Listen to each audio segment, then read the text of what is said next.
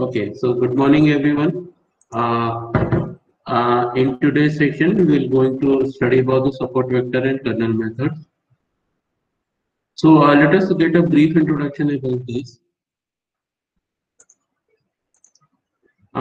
Support vector machine is a machine learning algorithm. So basically, it will take the data set and perform some learning algorithm, and then after it learns the data from the data set, then it will try to predict the new data set.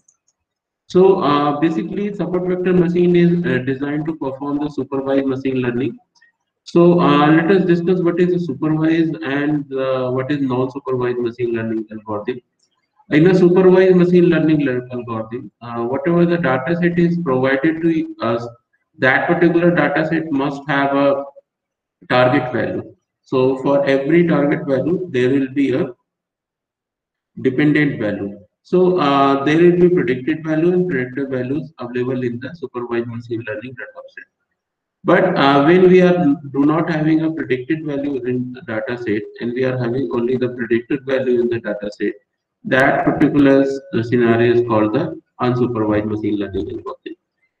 Suppose you house price prediction. So when you want to predict the house price, then it can be a supervised machine learning problem or it can be unsupervised machine learning problem.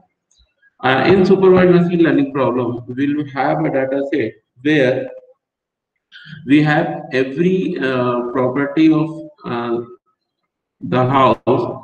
For example, number of bedrooms, location of the house, floor of the house, and additional cost of the house and so on, and as well as will have a uh, price of the house as a predicted variable. But in an unsupervised machine learning algorithm, we'll have only a property of the house. We do not have any predicted variable regarding the price of the house. So we can classify the problem into a supervised problem or unsupervised machine learning problem. So SVM is basically designed to work on the supervised machine learning problem. It is basically designed for the classification. Suppose you want to define different classes from a data set. Suppose you want to define two or three different labels inside the data set. For example, in a house price prediction, you want to predict the price of the house with a, higher cost Excuse and me, a sir. lower cost. Yes, yes. Sir, sorry to interrupt you, but sir, there are some students waiting in waiting room, sir. Please allow them. Okay, Aditya, I'm allowing them. Please ask them to rejoin. Okay, sir. Okay, sir.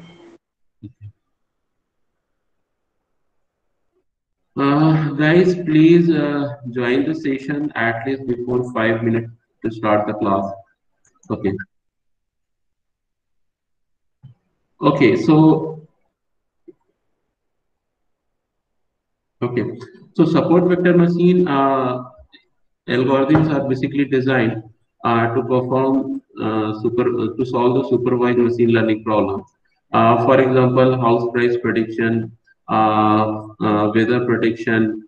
You can predict the financial market. We can predict the diseases. We can predict the chatbots, or we can perform this text classification. We can perform the sentiment analysis and so on.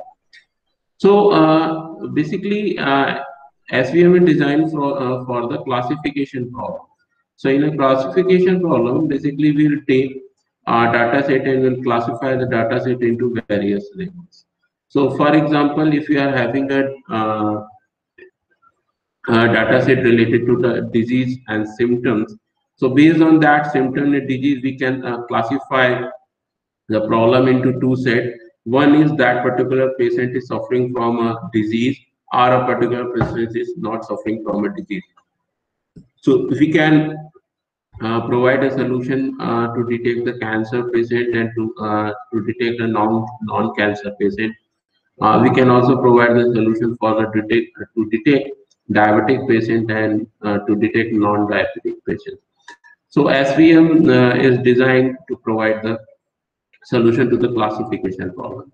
So when you are having a problem, in which problem you want to classify, or you are desire to classify a data set into one or more classes, then you can use the SVM classifier.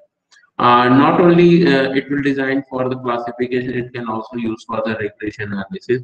So by using the SVM classifier, SVM algorithms, you can also predict some outcome. For example, if you want to predict the house price, you can use the SVM. If you want to predict some diseases, you can also use the SVM classifier.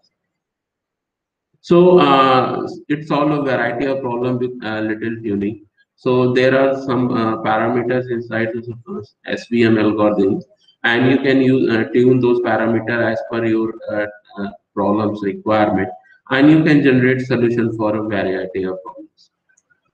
SVM algorithms uses a set of mathematical functions that are defined as the kernel. So as basically kernel is a part of the SVM algorithm, and kernel is nothing, it is a set of mathematical function. So basically you will apply some mathematical function on your data set, on your supervised or unsupervised data set, and based on that mathematical function, you will try to classify the data set into the desired classes. The function of kernel is to take data as an input and transform it into the required form.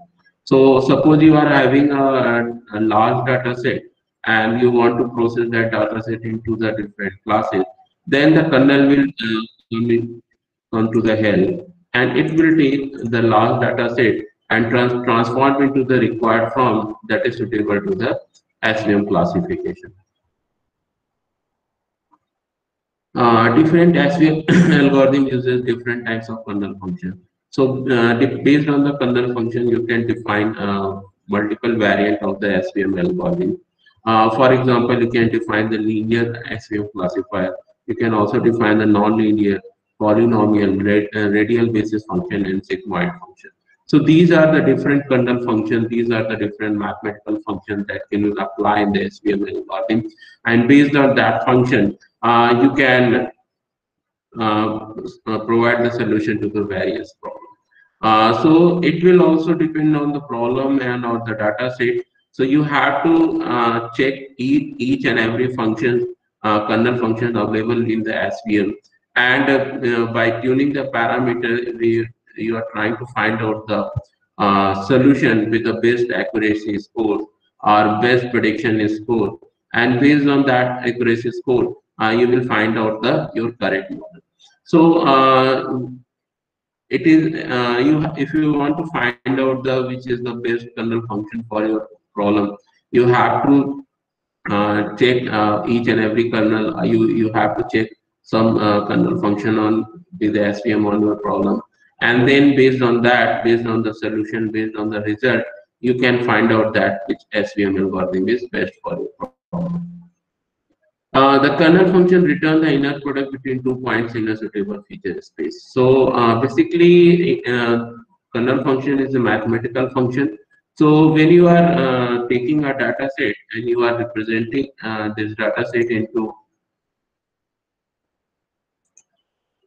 I don't have anyone in a waiting room.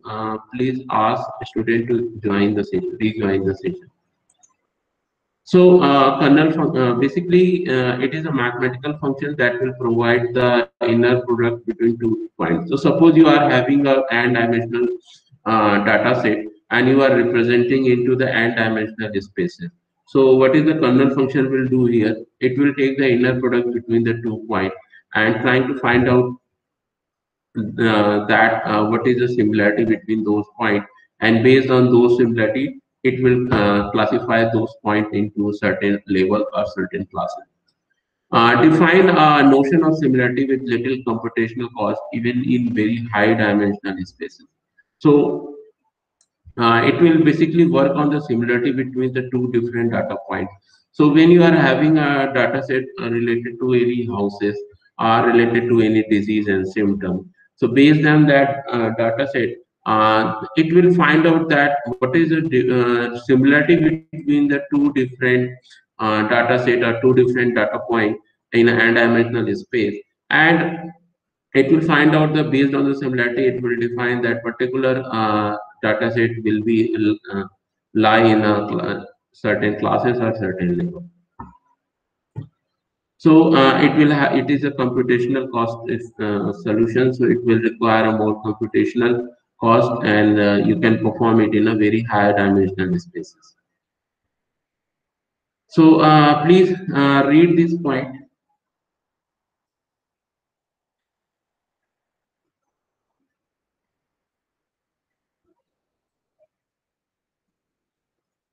Okay, I think we have already covered it. We have done with this. Okay.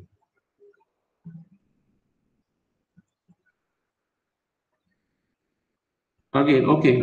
Please take 1 minute time to read this paragraph.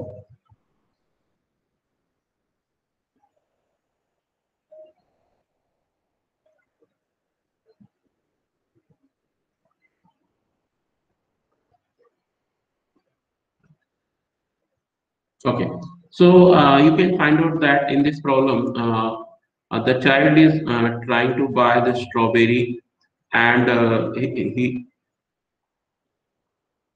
so when he go to the shop, he find out the two same looking fruit. So one was the strawberry and one was not the strawberry. But after noticing some slightly difference between these fruit, he will find out that which fruit is a strawberry and basically takes it. So SVM will work like this. It will find out the similarity between the two data points or two in an n-dimensional space, and based on that similarity, it will try to predict that which data set is related to which classes in which levels. So basically, here whatever the data set you are seeing here, that particular data set is representing various features. For example, the green star can represent the house price with some specific number of bedroom, or a specific location, a specific floor number, and so on.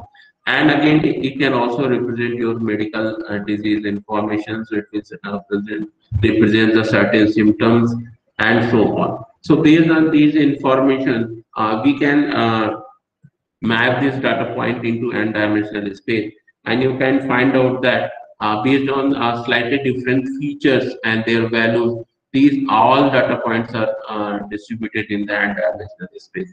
Now, what the SVM will do, SVM will try to find out a plane which can easily divide the data point into two different classes. So all these data points have same features. For example, if you take a house price, so all these data points will represent the number of house, number of bedroom, locations, price of the house, and so on. So in SVM algorithm, we are trying to find out a plane which can divide these data points into two separate classes. So the purpose of SVM is to design a kernel function is such that so that we can find out we can maximize this gap between the two different classes of the data points. So based on this SVM algorithm, we can define these data set into two classes, class 1 and class 2. No.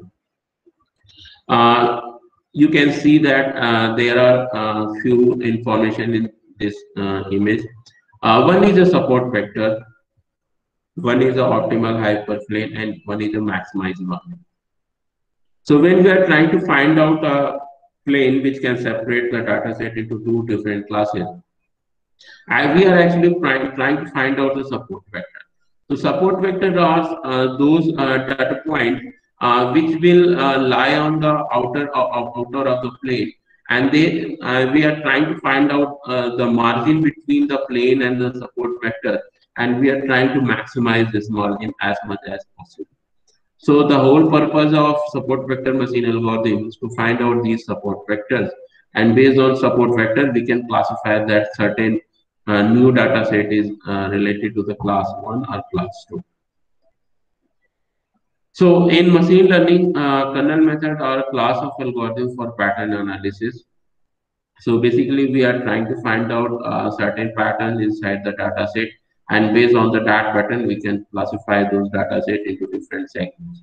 Pattern analysis to find and study general types of relation in data set. So basically, we are trying to find out the similarity between the data set. So there are various ways to find the similarity between the data set. One of them is a cosine similarity. So you can take cosine product of any two data points in n dimensional space, and based on that outcome, you can find out that what is the similarity between those data points. For example, you can use this pattern analysis using the SVM to define the cluster, ranking, principal component, correlations, and classification. So, algorithm capable of operating with kernel. So, these are some algorithms, these are some approaches we can work with the kernel. So, one of them is a kernel perceptron, one is a support vector machine, Gaussian process, principal component analysis, canonical correlation analysis, regression, spectral clustering, and so on. So, this is for your information that not only the support vector machine is depend on the kernel function, you can also apply take another algorithm and can apply this algorithm to perform the classification or to provide the solution to the classification or regression problem. Now application. So you can apply these support vector machine algorithms into the following area. You can see these areas are not only limited to these area, but we can also apply SVM algorithm or kernel functions to any problem that can be solved into the classification, or you want to classify those problem outcome of those problem into different classes or different segments. So you can see that we can perform the information extraction from any data set. So and we can also provide the handwriting recognition. So we can design a problem solution for a handwriting recognition problem. Okay. Now next topic is the time series analysis. Any questions till now? Okay. You can also use the chat box if you have any question. So, what is basically a time series analysis? So, for example, if you take an example of weather data, so you can see that weather data is we are seeing the rain pattern, we are seeing the humidity pattern, we are seeing the moisture pattern, we are seeing the cloud pattern, and so on. So, there are a lot of data available in the weather forecasting. But one thing is common that we can plot this data based on the time. So based on the hour chart, based on the minute chart, based on the weekly chart, based on the monthly chart, and so on, we can plot this data in a certain interval. So basically, this is a type of time series. So time series is generated when you are generating a data set, or we are collecting when we are collecting a data set with respect to the time. So when we are collecting the data set in the certain frequent interval, and we are having a target value as well as the predicted value, so we call it a time series data. So when we want to perform analysis on this type of data set, that particular analysis is called the time series analysis. So a time series is a series of data point indexed in time order. So any data set or any problem, if you can collect the data points of those problems based on the time or based on the time series order, then you can create a time series data set. For example, heights of ocean tide. So there are certain activity happening in the ocean, but these activity will happen on certain times. So you can record those activity based on the time, and you can create your own data set, and based on those data set, you can perform the analysis. Counts of sunspots. So it's also sunspot is also happening based on the time, and you can also perform the time series analysis.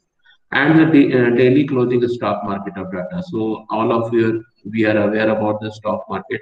So on the end of the stock market, all the businesses or all this stock will have a certain closing value. So you can plot a graph between the closing value and the day chart, and based on the day chart, you can create a time series data. What are the application of time series? So time series can be used for statistics, signal processing, pattern recognition, econometrics, mathematical finances, weather forecasting, earthquake prediction, electrography, control engineering, astronomy, communication engineering. So you can find out that these all problem have a similar thing, that whatever the data is responsible for this problem, they are being generated based on certain time interval. So based on that time interval, you can find out that you can solve this problem. Now, next. So we can perform the time series forecasting. So suppose we are having a weather forecasting data for last 10 years, that on certain days rain has occurred and on certain day rain does not occur. So based on that data set, we can apply the SVM algorithm, or you can apply machine learning algorithms, and we can predict that on a certain day, on a certain future date, what will be the position of the rain. So rain will happen on a certain day or not. So you can find out that there are certain website or certain organizations who are providing the weather forecasting data. So they are trying to predict that when on certain in future date, what will be the position of the rain, what will be the status of the moisture, humidity, rains, sunset, sunrise, and so on. So how can they predict all these information? Because they are analyzing the time series information, and they are having the last 10 years, 5 years or more data set between them. So to predict the future value based on the previously observed value. So it is very common problem if we are having a time series data. So we can predict the future value based on the observed. Time series analysis can be applied to real value, continuous data, discrete numerical data, discrete symbolic data. So it can apply to the real value data. So real value data where you are recording the real value with respect to the time. Continuous data, you are performing certain experiment, and based on experiment you are having a continuous data stream, and you are collecting those data stream with respect to the time. Discrete numeric data, when you are performing certain experiment or you are collecting certain data set, but that is not continuous. You are getting the data on a certain interval or based on some variable interval, but you can collect the data in a fixed interval and map to that data into time series data plot and the discrete symbolic data. So you can analyze these type of different data set using the time series analysis. So you can perform the sequence of character analysis, letter and word in the English language. So based on the time series data analysis, you can predict that if you can also analyze some speaker profile, and based on that profile, you can predict that after some sentences, what will be the next sentences that will be that will be spoken by the speaker in the near future. So you can take a problem of certain speaker on a certain region, and you can predict that what will be the outcome of certain speaking on a future date. So what are the methods that is usable in the time series analysis? One is the frequency domains method. So we can perform the spectral analysis and wavelet analysis, and the time domain method, suppose auto correlation and cross relation analysis. So all these method and variable is all these method and approaches are available in your tool which you are going to use for the machine learning. So I will prefer that you should use the TensorFlow to perform the time series analysis, and you will find out that it will enrich with all the libraries which is required to perform the frequency domain analysis and time domain analysis. Now, any question in time series analysis?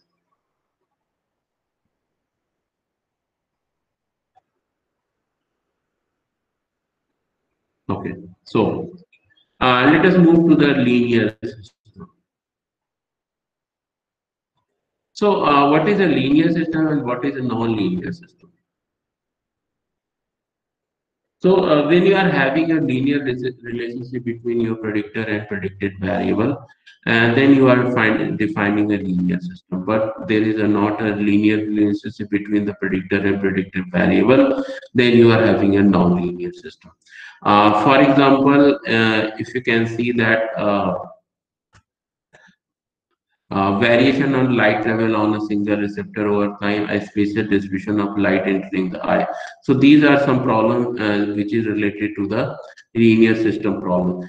There are more example of non-linear system problems. So you can find out the financial stock market data is a non-linear system problem. Pattern recognition is a non-linear system problem. Weather forecasting is also a non-linear system problem. So you can find out that these problem is not linearly dependent on the predictor variable. They are having a non-linear relationship. So based on that relationship, we can define the linear and non-linear system.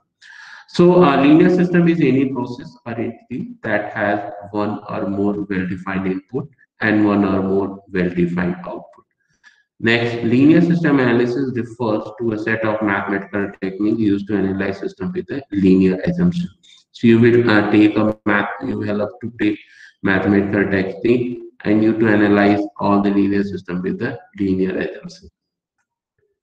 A function is used to represent input and output a system with any number of variables. So you can take any number of variables in a linear system and you can represent the input or output of the system. Now we'll discuss about the nonlinear dynamic system. So nonlinear system is in which the change of the output is not proportional to the change of the input. So whatever the change of the input, that is not any relationship between in the change of the output. So they are not directly proportional to, they are not indirectly proportional to the input, and they have an some nonlinear relationship between the input and output. So types of non-linear dynamic behaviors are chaos. So values of the system cannot be predicted indefinitely. For that it is feature and fluctuation or accurate. So when you are having a system which is generating the data that is not related to your input anyway, then that particular system is called chaos. Multi-stability, the presence of two or more stabilities. So suppose you are having an input state and based on the input you are having more than two state, more than two outcome and both outcome are a stable outcome, then you are having a nonlinear dynamic system. Example, these are certain examples you can see that these are the nonlinear system example. For example, power flow study. So when you are electricity supply happening from power grid to your home or to the businesses, you can find out that particular power flow supply will be depend on the will be a nonlinear system problem. Now, neural network will cover in the next session, and okay. So guys, I think in the next week there will be your semester mid-sem examination.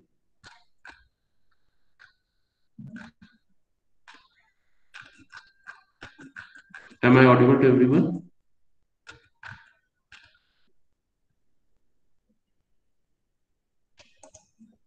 You can use the chat box. Yes, sir, you are audible. Yes, sir, you are audible.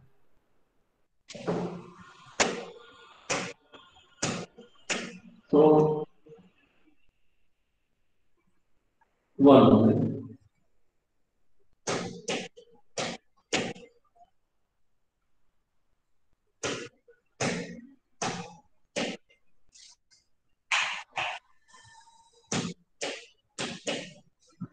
Okay, so I think I will cover the two unit in your semester examination. So in the next classes, we'll cover the second unit. So any question or doubt?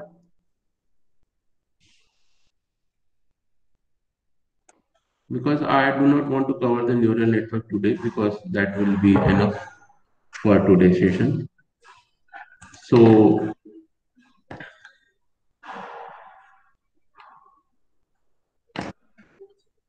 So do one thing.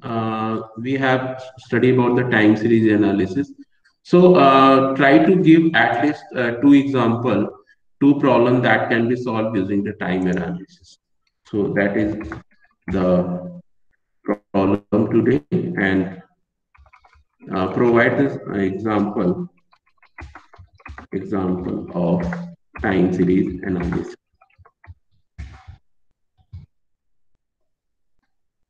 Everyone.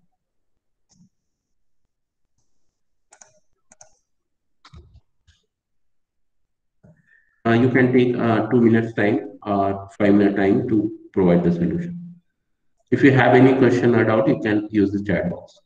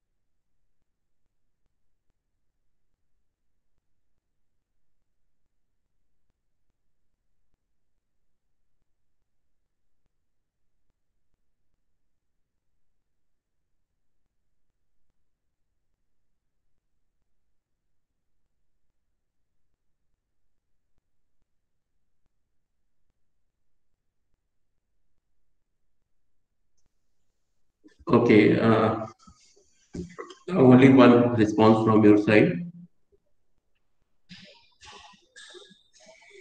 We can perform the sales forecasting based on the previous observed value data.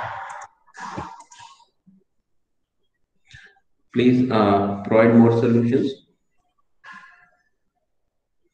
I will mark the attendance based on your log record on Moodle. So if you have accessed this URL from Moodle, please access the uploaded PDF or lectures on the Moodle. It will also record your log on the Moodle.